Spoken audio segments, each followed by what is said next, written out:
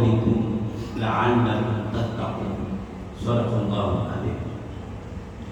Bapak-bapak, ibu-ibu, jamaah rahimakumullah. Puji syukur kita panjatkan kehadirat Allah Subhanahu wa taala. Oleh karena pada malam yang kedua atau malam pertama di bulan suci Ramadan ini, kita dipertemukan bulan suci Ramadan. Kita diberikan kesehatan, kita diberikan kekuatan, dan yang paling utama adalah kita diberikan keimanan, sehingga kita berkumpul di tempat yang berkah ini guna melaksanakan salah satu kewajiban kita berupa sholat isya secara berjamaah, yang insya Allah akan dilanjutkan dengan ibadah-ibadah sunnah berupa sholat tarawih dan witir secara berjamaah pula. Salawat serta salam tak lupa kita kirimkan kepada baginda Rasulullah Nabi Muhammad sallallahu alaihi wasallam, Nabi yang senantiasa menjadi panutan, menjadi suri teladan kita di dalam melaksanakan segala aktivitas sehari-hari kita. Selanjutnya mengingatkan bapak-bapak hadirin sekalian untuk tetap bertakwa kepada Allah Subhanahu wa taala. Kapan, di mana, dan dalam kondisi apapun diri kita.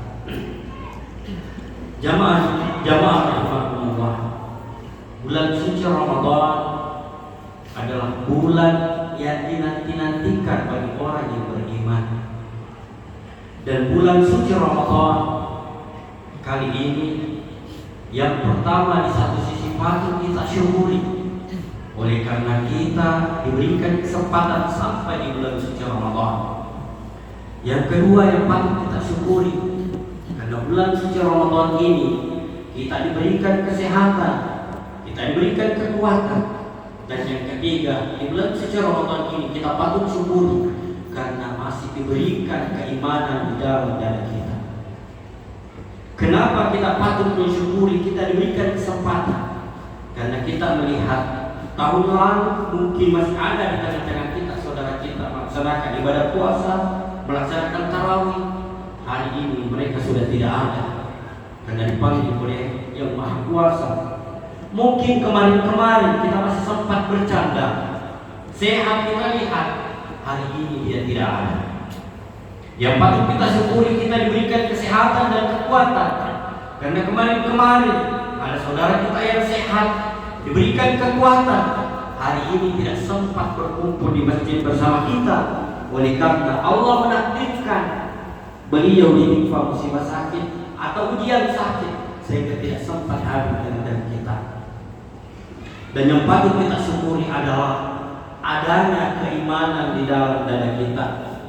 Karena ada sebahagian saudara kita yang sebelumnya seakidah dengan kita, akan tetapi Allah takdirkan dia menjadi murtad. Atau mungkin ada saudara kita seakidah, akan tetapi imannya kedua sehingga dia tidak ada bersama kita. Atau mungkin imannya berkurang sehingga mungkin tidak ada di tengah-tengah kita. Maka tiga perkara ini yang harus kita syukuri. Selanjutnya di bulan suci Ramadan ini, dan kita pahami bahwa kenapa sebenarnya tidak berpuasa di bulan suci Ramadan. Ada firman Allah Subhanahu wa taala yang hampir setiap hari di bulan suci Ramadan, bahkan di luar Ramadan menjelang Ramadan, itu masyhur di telinga kita. Di dalam surah Al-Baqarah, A'udzu billahi minasyaitonir rajim. Bismillahirrahmanirrahim. Ya ayyuhalladzina amanu. Jadi yang diseru orang-orang yang beriman. Kutiba alaikumus syiyam. Telah diwajibkan atas kalian berpuasa. Kama kutiba alal ladzina min qablikum la'allakum tattaqun. Sebagaimana telah diwajibkannya umat-umat terdahulu berpuasa sebelum kamu. Dan target kita adalah la'allakum tattaqun, agar kalian menjadi orang yang bertakwa. Jadi derajat yang kita kejar di sini adalah derajat takwa. Bagaimanakah takwa ini? Imam Ali radhiyallahu anhu ditanya, apa itu takwa? Ma huwa takwa?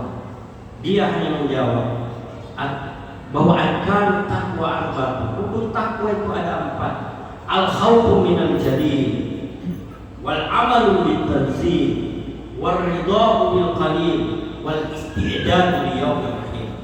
Rukun takwa itu ada 4. Jadi yang namanya rukun, apabila salah satunya itu tidak ada, maka sesuatu itu menjadi batal. Salah satu contoh, rukun nikah itu ada niat. Yang kedua ada calon suami, ada calon istri, ada wali calon istri, ada 2 orang saksi, ada mahar, ada ijab dan kabul. Kalau salah satu di antara rukun ini tidak ada, batal pernikahan. Ada pernikahan hilang calon suaminya, batal. Ada pernikahan ada calon suami hilang calon istrinya, batal. Begitu juga takwa, kalau salah satunya di antara 4 ini tidak ada. Apa itu al-khawfu minal jalil? Takut kepada al-jalil, Allah Subhanahu wa ta'ala. Apa itu takut? Tidak berani meninggalkan perintah dan tidak berani melakukan apa yang dibenci atau dilarang oleh Allah Subhanahu wa ta'ala. Tidak perlu menunjuk orang lain dia takut atau tidak. Jika bisa ia evaluasi diri kita, saya ini begitu atau tidak? Saya ini takut kepada Allah atau tidak? Saya ini patut tuai kepada Allah atau tidak? Yang namanya patut tuai itu saya kira kita sudah tahu bersama. Ketika kita melakukan sesuatu yang dibenci orang yang kita sayang di depan kita, itu patut tuai namanya. Wal amalu bit tanzil, melaksanakan apa yang diturunkan oleh Allah Subhanahu wa ta'ala, yaitu Al-Qur'anul Karim. Bagaimana cara melaksanakannya?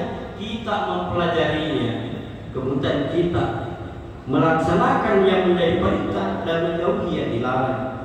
Waridhahu bil qalil, mensyukuri apa yang telah diberikan oleh Allah Subhanahu wa ta'ala tanpa mengharapkan hak orang lain. Kemudian yang keempat, wal istidad li yaumil akhir, ada persiapan kita untuk menghadapi hari perhitungan. Jadi 4 ini yang menjadi rukun takwa. Oleh itu kita menghadapi bulan suci Ramadan ini, kita ibarat datang ke suatu tempat, ke suatu sungai yang mengalir dengan niat membersihkan badan kita. Dengan niat membersihkan badan kita, sehingga ketika kita turun di sungai, kita fokus membersihkan, menggosok badan kita. Bukan seperti orang yang ke permandian dengan tujuan ada healing. Bagaimana orang yang healing di tempat permandian, di tempat rekreasi? Bukan fokus mandinya, akan tetapi fokus melihat keindahan-keindahan yang ada di tempat pemandian itu, termasuk melihat penampakan-penampakan yang indah. Oleh itu di bulan suci Ramadan, fokus mensucikan diri, fokus membersihkan diri, fokus beribadah, sehingga kita tidak fokus kepada hal-hal yang negatif. Bulan suci Ramadan ini tantangannya berat. Kenapa saya katakan tantangan berat? Yang pertama itu adalah baru-baru kita melaksanakan pemilu yang hawa-hawanya masih ada, hawa-hawa pilpres masih ada. Dan yang kedua adalah adanya perbedaan pemahaman tentang penentuan masuknya bulan suci Ramadan.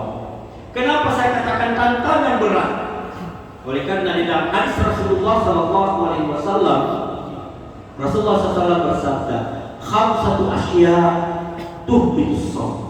Ada 5 perkara yang membatalkan pahala puasa, dan ini terancam bagi kita semua. Dari 5 perkara itu apa itu? Yang pertama al-kadhib, dusta. Jangan dibiasakan berdusta. Kapan kita berdusta? Apakah puasa sah? Puasa sah, pahalanya yang hilang. Yang kedua al-ghibah, popori-popori, popori-boko, menceritakan aib orang lain. Nah, bagaimana sekarang? Pendukung 01, 02, 03 saling menggibah antara satu dengan yang lain. Ini yang terjadi. Bahkan men-share hal-hal yang tidak benar atau yang disebut dengan hoax. Kapan kita melakukan ini? Inilah yang menghancurkan pahala puasa kita. Bahkan terkadang saya mengatakan, bisa saja kita beribadah, bisa saja kita salat Allahu Akbar, rekening dosa kita yang mengalir. Kenapa bisa? Saya salat ini, kenapa dosa yang mengalir? Oleh karena ada postingan kita memfitnah, mencaci menggosipi orang, membaca orang pada saat kita ibadah, itulah yang menyebabkan rekening dosa kita mengalir. Makanya waspada. Wan namimah, yang ketiga yang membatalkan pahala puasa itu adalah mengadu domba. Mengadu domba. Kemudian selanjutnya adalah wan nazaru syahwat, memandang dengan pandangan syahwat. Ini anak muda yang banyak terancam, orang tua juga. Kenapa? Apa sih yang tidak bisa ditonton sekarang dengan ada zikir yang ada sekarang? Dari negara mana yang mau dilihat? Tinggal diketik.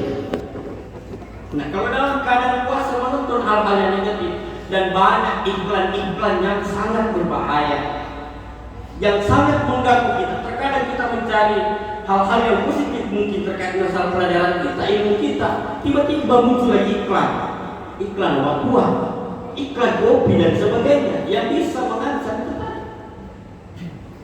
Kemudian yang selanjutnya adalah wal yaminul kadhib, yaitu sumpah palsu. Jamaah oleh itu, mari kita waspada, mari kita hati-hati di bulan suci Ramadan ini. Begitu banyak hal-hal yang bisa menghancurkan pahala puasa kita, termasuk terkait dengan perbedaan penentuan masuknya Ramadan. Jangan bagi kita yang bertengkar. Terserah kita mau yakin, kita mau mengikuti Muhammadiyah dengan metode hisabnya, silahkan, tanpa menyalahkan orang yang ru'yatul hilal. Yang mengikuti ru'yatul hilal, silahkan tanpa menyalahkan yang hisab, karena masing-masing punya dalil. Ada juga yang ru'yatul hilal secara global, secara mendunia. Kita tidak boleh menyalahkan mereka karena ada dalilnya. Kemudian muncul pertanyaan, Ustaz, kalau begitu siapa yang salah? Yang salah itu adalah yang menyalahkan orang lain dan menjelek-jelekkan orang lain. Jamaah rahimakumullah, kalau kita sudah meyakini masuk satu Ramadan, silahkan berpuasa. Kalau belum meyakini, jangan berpuasa, haram hukumnya. Oleh itu tidak perlu kita perdebatkan perkara-perkara ini. Kita menjalani, kita fokus beribadah. Tidak perlu lagi fokus kepada ibadah atau amaliyah orang lain. Kita fokus ibadah kita. Jamaah rahimakumullah, mungkin ini yang sempat saya sampaikan yang kesimpulan. Mari kita yang pertama mensyukuri Ramadan ini. Kita bersyukur karena pertama kita diberikan umur, yang kedua kita diberikan kesehatan dan kekuatan, dan yang ketiga kita bersyukur karena ada keimanan dititipkan Allah di dalam diri kita.